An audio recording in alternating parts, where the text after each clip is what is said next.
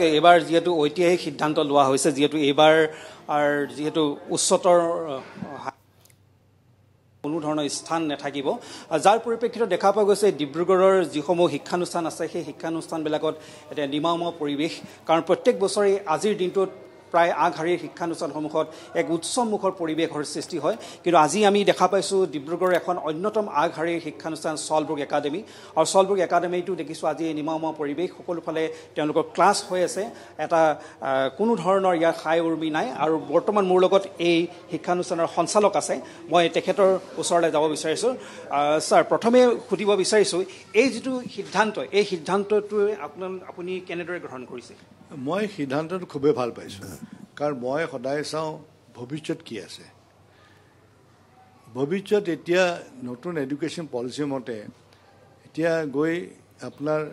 semester system হ'ব স্কুলতো তাৰপিছত গৈ পেলাই মই দেখিছোঁ যে এই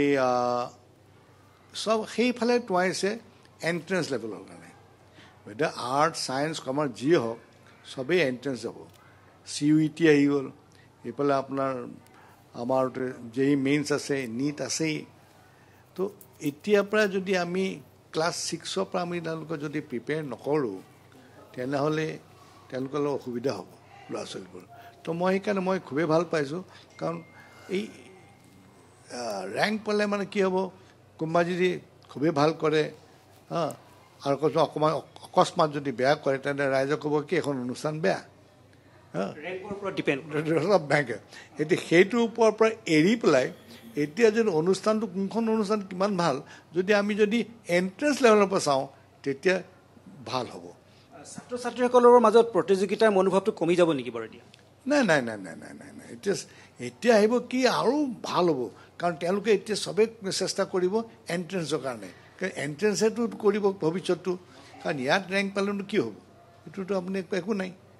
এণ্ট্ৰেঞ্চ পালে বোলে মই মেডিকেলৰ ছিট পালোঁ বা NITবোৰৰ ছিট পাব IIT নাপায় ৰাইট তো সেইকাৰণে তেওঁলোকৰ সেইটো মনৰ বলটো এতিয়া এণ্ট্ৰেঞ্চৰ ফালে টুৱাব ভাল ল'ৰা ছোৱালীবোৰ চবৰে যাৰ যিবোৰ ৰেংক পাব ইচ্ছা কৰে এতিয়া সেইটো আৰু ইচ্ছা যেতিয়া নাই তেনেহ'লে ডাইৰেকশ্যনটো বেলেগ হ'ব তেনেহ'লে কেনেকৈ মই এণ্ট্ৰেঞ্চটো ভাল কৰোঁ সেইটোৱে লাগে আমাক আদৰণীয় বুলি ভাবিছে আপুনি মই আদৰণি মই আই লাইক ইট মই খুব ভাল পাইছোঁ যে এই চিষ্টেমটো কৰিলে হয় দেৱজিৎ এই মুহূৰ্তত আপোনাক ধন্যবাদ জনাইছোঁ আছিল ছলবুৰ্গ একাডেমীৰ সঞ্চালক